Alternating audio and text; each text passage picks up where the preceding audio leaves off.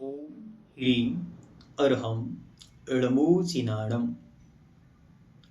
महान प्रमाण नय युक्ति युक्त आचार्य श्रीमद देवसेन स्वामीकृत आलाप पद्धति प्रमाण अधिकारः।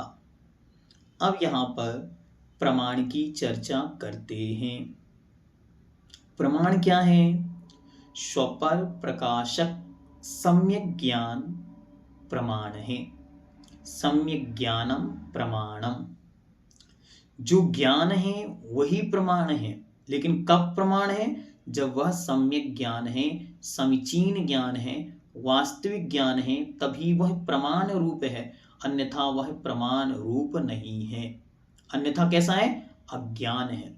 तो सम्यक ज्ञानम प्रमाणम, सम्यक ज्ञान ही प्रमाण है। और वो कैसा है? स्वपर प्रकाशक, अपने आत्मस्वरूप को तो प्रकाशित कर ही रहा है। प्रकाशक मतलब बतलाने वाला, जानने वाला। तो जो अपने आप को भी प्रकाशित कर रहा है और परद्रव्यों को भी प्रकाशित कर रहा है, उजाला देकर उनको भी हमारे ज्ञान का विषय बना रहा है, इसलिए वह सम्यक ज्ञान ही प्रमाण है। ठीक है, आइए अब उसके विषय में कुछ बातें पूज्यवर यहां पर बताते हैं। सूत्र नंबर 32, ते कुतो जेयाः। ते मतलब वे, जो ऊपर कहे गए 21 प्रकार के स्वभाव हैं, वे कैसे जाने जाते हैं? ते कुतो मतलब कैसे, जेया मतलब जाने जाते हैं। ते अर्थात वे 21 प्रकार के स्वभाव, कुतो कैसे, जेया जाने जाते हैं। प्रश्न हो गया? इतना सारा डिटेल में आपने समझा दिया। भगवान नित्य भी है, अनित्य भी है, एक भी है, अनेक भी है, भेद भी है, अभेद भी है, लेकिन हमारी बुद्धि का विषय तो बना नहीं। आचार्य महाराज कहते हैं हाँ, हम समझ गए, अभी हमारी आपकी बुद्धि अल्प है, लेकिन घबराना नहीं है। क्यों नहीं घबराना है? क्योंकि आगे बहुत कुछ खजाना बाकी है। क्या है? तो कहते हैं प्रमाण नए विवक्षतः, प्रमाण नए विवक्षतः, विवक्षतः, विवक्षतः, प्रमाण और नय की विवक्षा से इन स्वभावों को जाना जाता है। प्रमाण और नय की विवक्षा, विवक्षा मतलब अपेक्षा, कथन की पद्धति के अनुसार के द्वारा इन 21 स्वभावों के यथार्थ वास्तविक स्वरूप का ज्ञान होता है। कभी भी अपनी एक बात को पढ़ लेने के बाद ये कभी भी नहीं मानना चाहिए कि अब तो पूरा हो गया, आई एम सर्वज्ञ, ओमनीसेंट। नहीं, कभी भी ऐसा ना मान के हमेशा ये चीज अपने सामने रखनी चाहिए कि अभी जो हमने जाना है वो किसी अपेक्षा पूर्ण है, अथवा वह किसी अपेक्षा से वैसा है। अभी तो बहुत कुछ बाकी है। किसी भी एक वस्तु का एक ही पक्ष पूर्ण नहीं होता, उसके साथ उसकी बहुत सारी बातें जानी जाती हैं। वे दो शब्द यहां दिए, पहला प्रमाण और नय। अब यहाँ पे क्या? प्रमाण अधिकार है, नय अधिकार आगे आएगा। जो विशेष जिज्ञासु हैं, अभी पढ़ना चाहते हैं, उनके लिए लिंक डिस्क्रिप्शन में दे दी जाएगी, वो उसको पूरी तरह से पढ़ लें। लेकिन अभी जो सामान्य धीरे धीरे चलने वाले हैं, उनको अभी प्रमाण की ओर ले जाते हैं। ठीक है, तो प्रमाण क्या है, उसकी डेफिनेशन, उसके भेद आगे आचार्य बता रहे हैं। नय हम सामान्य से एक शब्द में आपको बता देते हैं। नय क्या है? तो वस्तु के एक अंश को जानना या वस्तु को किसी अपेक्षा से जानना। श्रोता का अभिप्राय, वक्ता का अभिप्राय, ज्ञाता का अभिप्राय नय कहलाता है।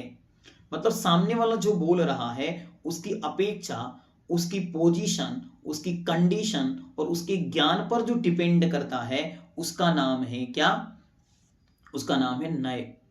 और जो वस्तु की पूर्णता का परिज्ञान कराता है, उसका नाम है प्रमाण। देखते, सम्यक ज्ञानम प्रमाणम, सम्यक ज्ञान को प्रमाण कहते हैं। सम्यक ज्ञान क्या है? वास्तविक ज्ञान, यथार्थ ज्ञान, जो जिस रूप में है उसे वैसा जानना। याथा तथ्यम विना च विपरीता अन्यून मनति रिक्तम। वो अन्यून है, न्यूनता से रहता है। वो कैसा है? अनतिरिक्तम और अतिरिक्तता से रहित है, और यथा तथ्यम जैसा है वैसा जानता है, अन्यथा रूप नहीं जानता, इसलिए उसका नाम सम्यक ज्ञान है। अच्छी तरह पंक्ति याद रखो। रत्नकरंडक शावकाचार, अन्यून मनतिरिक्तम यथा तत्तम बिना च विपरीता, और विपरीतता से रहित है, उसमें ना संशय है, ना उसमें विपरीतता है, ना ही उसमें अनध्यवसाय अज्ञान या विमोह है। इनसे वह ज्ञान रहित है, उसी का नाम सम्यक ज्ञान है। संशय मतलब डाउटफुलनेस, ये ऐसा है अथवा ऐसा है, नहीं, ऐसा डाउट नहीं होता। फिर विपर्य, विपर्य मतलब उल्टा, जो जैसा है उसे वैसा ना जान के उल्टा जानना, ऐसा भी उस ज्ञान में नहीं होता। और तीसरा है अज्ञान, मतलब कुछ और ही जानना अथवा जानने का भाव ही नहीं होना, तो ऐसा भी उसमें नहीं होता। अब भाई कहते प्रमाण कितने प्रकार का, तो कहते हैं तद्विधा। तत् मतलब वह, प्रमाण, द्विधा अर्थात दो प्रकार का है। कौन कौन से हैं वो दो प्रकार? प्रत्यक्ष इतर भेदात, प्रत्यक्ष इतर भेदात। प्रत्यक्ष इतर, इतर मतलब होता है अपोजिट, तो प्रत्यक्ष का अपोजिट अर्थात परोक्ष, भेदात अर्थात भेद से, प्रत्यक्ष और परोक्ष के भेद से, तत् मतलब वह दो प्रकार का है। ठीक है, तो प्रमाण कितने प्रकार का हुआ? प्रमाण दो प्रकार का, एक प्रत्यक्ष और एक इतर अर्थात परोक्ष। तो प्रत्यक्ष और परोक्ष। अब दोनों की डेफिनेशन सामान्य से देखें, क्योंकि आचार्य ने उनका उल्लेख नहीं किया। ठीक है, तो सामान्य से देखें। सबसे पहले प्रत्यक्ष। प्रत्यक्ष किसे कहते हैं? तो जो ज्ञान इंद्रिय और प्रकाश आदि की सहायता के बिना पदार्थों को स्पष्ट आत्मा से जानता है, उसको प्रत्यक्ष प्रमाण कहते हैं। दुनिया में प्रत्यक्ष किसको कहते हैं? जो आंखों से देखने में आता है उसे प्रत्यक्ष कहते हैं। जैसे आपके सामने ये पेंसिल कर दी जाए तो आपसे कहें ये कैसी है, तो आप कहेंगे ये हमारी प्रत्यक्ष है। नहीं, आगम कह रहा है कि जो आंखों का विषय है वो तो परोक्ष है, और जो इंद्रिय और प्रकाश आदि की सहायता के बिना जानता है उसका नाम प्रत्यक्ष है। और इसका विपरीत कैसा? जो इन ज्ञान इंद्रिय और मन तथा प्रकाश और उपदेश आदि बाह्य निमित्तों की सहायता से पदार्थों को जानता है, उसको परोक्ष प्रमाण कहते हैं। जो इंद्रिय और मन की सहायता के बिना जानता है वो प्रत्यक्ष प्रमाण, जो इंद्रिय और मन की सहायता के साथ जानता है वह परोक्ष प्रमाण होता है। अब इसमें कुछ चीजें आपको अपनी कॉपी में पहले से ही नोट डाउन करके रखनी है। नोट्स के रूप में बना के रखने से आपको बहुत आसानी और बहुत अच्छी तरह सब कुछ समझ में आएगा। ठीक है, सबसे ऊपर लिखें सम्यक ज्ञान, उसके दो भेद, एक इस तरफ एक इस तरफ। इस तरफ लिखें प्रत्यक्ष, इस तरफ लिखें परोक्ष। प्रत्यक्ष के भी फिर दो भेद, एक देश प्रत्यक्ष और सकल देश प्रत्यक्ष। एक देश प्रत्यक्ष के साथ ब्रैकेट में लिख दें विकल प्रत्यक्ष। प्रत्यक्ष तो है लेकिन अभी अधूरा है, और सकल प्रत्यक्ष मतलब संपूर्ण रूप से प्रत्यक्ष। और जो परोक्ष है उसके दो भेद, मति ज्ञान और श्रुत ज्ञान। अब यहां पे आए तो जो एक देश प्रत्यक्ष है विकल प्रत्यक्ष है उसके दो भेद, अवधि ज्ञान और मनःपर्यय ज्ञान। और इस तरफ आएंगे तो सकल प्रत्यक्ष, इसका नाम है केवल ज्ञान। ये आपका पूरा प्रमाण अधिकार आ गया। अब अगला सूत्र देखते हैं, सूत्र नंबर 36। अवधि मनः पर्ययौ एक देश प्रत्यक्षौ। तो अवधि और मनःपर्यय ज्ञान ये कैसे हैं? एक देश प्रत्यक्ष हैं। ये दोनों एक देश प्रत्यक्ष हैं। एक देश प्रत्यक्ष का अर्थ क्या हुआ? ये जितना जानते, ये जानते कैसे हैं? तो ये लिमिट में जानते हैं, द्रव्य क्षेत्र काल भाव की मर्यादा को लिए हुए जानते हैं, लेकिन जानते आत्मा से हैं। इंद्रिय और मन की सहायता के बिना जितना जानते हैं उतना पूरा स्पष्ट जानते हैं। विशेषता क्या है?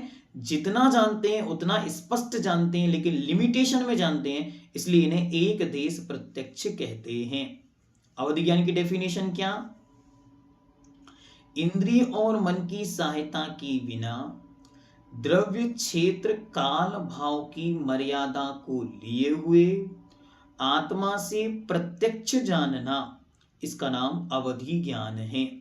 वो कैसा होता है? वो मर्यादा, लिमिटेशन में होता है, इसलिए उसे अवधि, अवधि मतलब होता है मर्यादा, लिमिट, लिमिटेशन।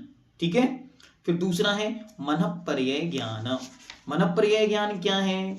तो जो मनःपर्यय ज्ञान है वह और अच्छा ज्ञान हो गया, उससे थोड़ा सा और ऊपर चले जाएं तो जो इहामति ज्ञान पूर्वक पर के मन में स्थित, पर के मन में स्थित वस्तु को इंद्रिय और मन की सहायता के बिना आत्मा से प्रत्यक्ष जानता है, चाहे वो चिंतित हो, अर्धचिंतित हो, अचिंतित हो, चाहे अतीत की चिंतित हो, चाहे वर्तमान में चिंतन चल रहा हो, अथवा भविष्य में तदरूप सोचेगा, वो सब कुछ उनके ज्ञान का विषय बनता है। वह है मनःपर्यय ज्ञान। अंतर इतना है, अवधि ज्ञान चारों गतियों में होता है और मनःपर्यय ज्ञान केवल वीतरागी भावलिंगी श्रमणों मुनि महाराजों को ही होता है। ठीक है। बाकी इसकी डिटेल आप तत्वार्थ सूत्र जी से, सर्वार्थ सिद्धि जी से अच्छी तरह देख सकते हैं। उनकी लिंक भी हम आपको डिस्क्रिप्शन में दे देंगे। आगे चलते हैं। केवलम सकल प्रत्यक्षम, केवल ज्ञान सकल प्रत्यक्ष है। तज्जयति परम ज्योति समम समस्तैरनंत पर्यायै दर्पण तल इव सकला प्रतिफलति पदार्थ मालिका यत्र सलोकानां त्रिलोकानां यद विद्या दर्पणायते। जिस ज्ञान में लोक सहित तीनों लोक किसके साथ? अलोकानाम सत्रिलोकानाम, अलोक सहित तीनों लोक एक साथ झलकते हैं। कैसे? दर्पण तल इव सकला, जैसे दर्पण के पृष्ठ भाग पर सामने की सब वस्तुएं झलकती हैं, ऐसे जिनके ज्ञान में तीनों लोकों के, तीनों कालों की, अनंत द्रव्यों की अनंतानंत पर्यायें एक साथ झलकती हैं, उनका नाम केवल ज्ञान है। और उस ज्ञान यद विद्या, जो दर्पण के समान है, उस विद्या कैसी कहती है उसे? दर्पणायति, दर्पण के समान जो आचरण कर रही है, जान रही है, ऐसी वह विद्या अर्थात केवल ज्ञान तज्जयति, जयवंत हो, ऐसा वह केवल ज्ञान ही केवलम सकल प्रत्यक्षम, पूर्ण रूप से प्रत्यक्ष है। इसके पहले तक सब ज्ञान अधूरे हैं और ये केवल ज्ञान ही परिपूर्ण है। तो कोई ये कहे कि केवल ज्ञान होने पर चारों ज्ञान उसी में समाहित हो जाते हैं? नहीं, पांचों ज्ञान आवरण रूप और चारों क्षयोपशम ज्ञानों का अंत हो जाने पर केवल ज्ञान पंचम ज्ञान होता है, क्योंकि वे चारों ज्ञान छायोपशमिक थे और ये छायक ज्ञान है, ये अनंत ज्ञान है। तो जब ये समाप्त हो जाएंगे तब ये उत्पन्न होगा, ऐसा जानना। मति श्रुते परोक्षे, मति श्रुते परोक्षे, मति ज्ञान और श्रुत ज्ञान ये दोनों परोक्षे, परोक्ष ज्ञान हैं। परोक्ष कैसे? इंद्रिय और मन की सहायता से होते हैं। मति ज्ञान क्या है? इंद्रिय और मन की सहायता से उत्पन्न होने वाले ज्ञान का नाम मति ज्ञान है। मति ज्ञान के द्वारा जाने गए पदार्थ में विशेष जानने का नाम श्रुत ज्ञान है। ठीक है। तो इस प्रकार ये आपको एक सुंदर चार्ट के रूप में इसको आपको बना लेना है। ऊपर लिखना है सम्यक ज्ञान, ब्रैकेट में लिखना है सम्यक ज्ञानम प्रमाणम, सम्यक ज्ञान ही प्रमाण है। और वो प्रमाण दो प्रकार का, प्रत्यक्ष प्रमाणम, परोक्ष प्रमाणम। प्रत्यक्ष प्रमाण के साथ लिखना इंद्रिय और मन की सहायता के बिना आत्मा से। परोक्ष प्रमाण के नीचे लिखना इंद्रिय और मन की सहायता से उत्पन्न होने वाला। परोक्ष प्रमाण के दो भेद, दो लाइन खींच के, मत ज्ञान, श्रुत ज्ञान। प्रत्यक्ष ज्ञान के सामने दो भेद, एक देश प्रत्यक्ष, सकल देश प्रत्यक्ष। एक देश प्रत्यक्ष के नीचे दो लाइन खींच के मनःपर्यय ज्ञान और अवधि ज्ञान। सकल प्रत्यक्ष के सामने केवल ज्ञान। इस प्रकार यह आपका प्रमाण अधिकार यहाँ पर पूर्ण हुआ। आइए अब आगे देखते हैं प्रमाण व्युत्पत्ति अधिकार। अब प्रमाण शब्द कैसे बना, क्या उसकी विशेषता है, इसको यहाँ पर पूज्यवर बताते हैं। 177, 178, 179 और 180, ठीक, इन 4 सूत्रों में ही उसका व्याख्यान है। तो इसमें थोड़ा सा विषय आपको कुछ और मिलेगा, तो इसे आप अच्छी तरह अपने पास नोट करके रखेंगे, क्योंकि ये जो हमने पढ़ा विषय है इससे थोड़ा सा हटकर, थोड़ा सा अलग रूप में कुछ भेद आपके सामने और देखने को आएंगे। ठीक है, देखते। सकल वस्तु ग्राह्यकम प्रमाणम प्रमीयते परिच्छिद्यते वस्तु तत्वम येन ज्ञानेन तत्प्रमाणम। सकल वस्तु ग्राह्यकम प्रमाणम, संपूर्ण वस्तुओं का जो ग्राहक अर्थात ग्रहण करने वाला ज्ञान है उसका नाम प्रमाण है। वस्तु के सर्वदेश को जो पकड़ सकता है उसका नाम प्रमाण है। प्रमीयते परिच्छिद्यते वस्तु तत्वम येन ज्ञानेन तत्प्रमाणम। येन अर्थात जिस, ज्ञानेन ज्ञान के द्वारा, वस्तु तत्वम वस्तु तत्व को या वस्तु स्वरूप को, प्रमीयते जाना जाता है, परिच्छिद्यते निर्णय किया जाता है, उसका नाम प्रमाणम, उसका नाम, उस ज्ञान का नाम प्रमाण है। ये प्रमाण की डेफिनेशन। प्रमाण किसे कहते हैं? सामान्य शब्दों में सम्यक ज्ञानम प्रमाणम, विशेष शब्दों में सकल ग्राह्यकम प्रमाणम, और डिटेल में पूछा जाता है तो प्रमीयते परिच्छिद्यते वस्तु तत्वम येन ज्ञानेन तत्प्रमाणम। जिसके द्वारा, जिस ज्ञान के द्वारा वस्तु तत्व का निर्णय किया जाए, ज्ञान किया जाए, वस्तु के स्वरूप का निर्णय किया जाए, उसका नाम प्रमाण है। तद्विधा, वह प्रमाण दो प्रकार का है। क्या कहा था? प्रमाण अलग, प्रमाण व्युत्पत्ति अलग, दोनों को अलग अलग कर दें। ऊपर दो भेद थे, प्रत्यक्ष और परोक्ष, वो भूल जाइए। अभी कुछ नया है। क्या है नया? देखते। तद्विधा, वह दो प्रकार का है। सविकल्प इतर भेदात, सविकल्प इतर भेदात। सविकल्प और इतर मतलब उससे अपोजिट, निर्विकल्प, भेदात भेद से। सविकल्प और निर्विकल्प के भेद से प्रमाण दो प्रकार का है। अब सविकल्प क्या है और निर्विकल्प क्या है, इसको देखते हैं। सविकल्पम मानसम तच्चतुर्विधम मतिश्रुतावधि मनःपर्यय रूपम। परिभाषा याद करनी। सविकल्प और निर्विकल्प दो शब्द हैं, ठीक। पहला शब्द है सविकल्प, सविकल्प मानसम, मानसम, मानसम सविकल्पम, अर्थात मानस, विचार, इच्छा सहित ज्ञान का नाम सविकल्प ज्ञान है। निर्विकल्प क्या है? निर्विकल्पम मनोरहितम, मन से रहित अर्थात विचार और इच्छाओं से रहित ज्ञान का नाम निर्विकल्प ज्ञान है।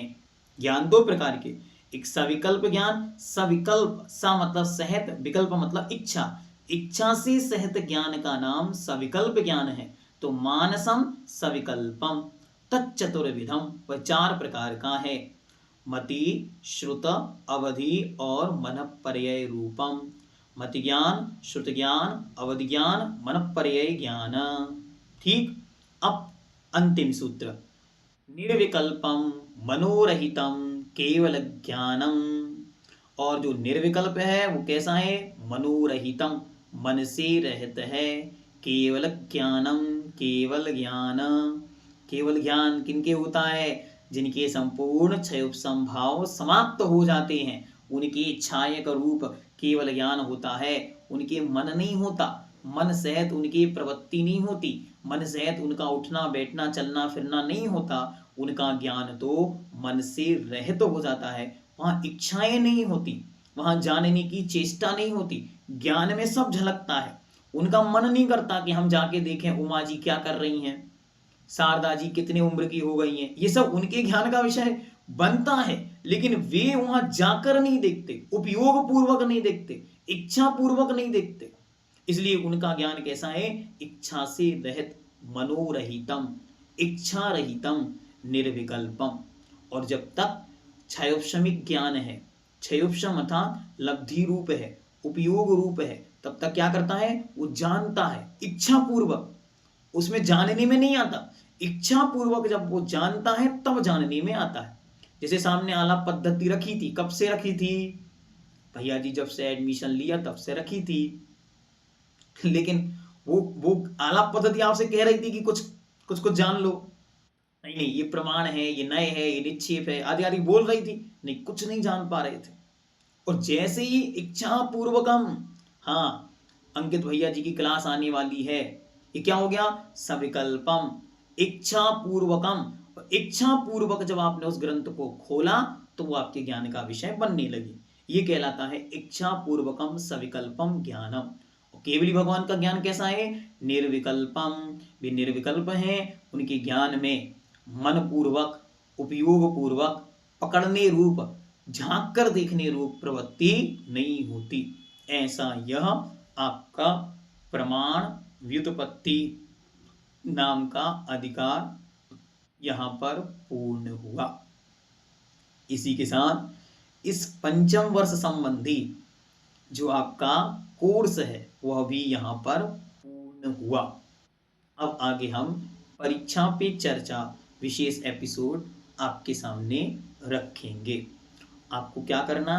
अच्छी तरह इस आलाप पद्धति ग्रंथ का अध्ययन करना और प्रयास करना कि जन जन में इस ग्रंथ को पढ़ने की रुचि पैदा हो। आपको इन 5-6 वीडियोस को, एपिसोड को पढ़कर क्या मिला उसे अवश्य कमेंट बॉक्स में लिखें। एक एक वीडियो को लाइक करें, कमेंट भी उनमें अवश्य करें। ज़्यादा कुछ नहीं लिख पाए तो जय जिनेंद्र अवश्य लिखें। और कोशिश करें कि जितने भी इस जगत में स्वाध्याय करने की भावना रखने वाले लोग हैं उन्हें एक बार जैन क्विस्ट प्रश्ना स्वाध्याय पर अवश्य लाएं।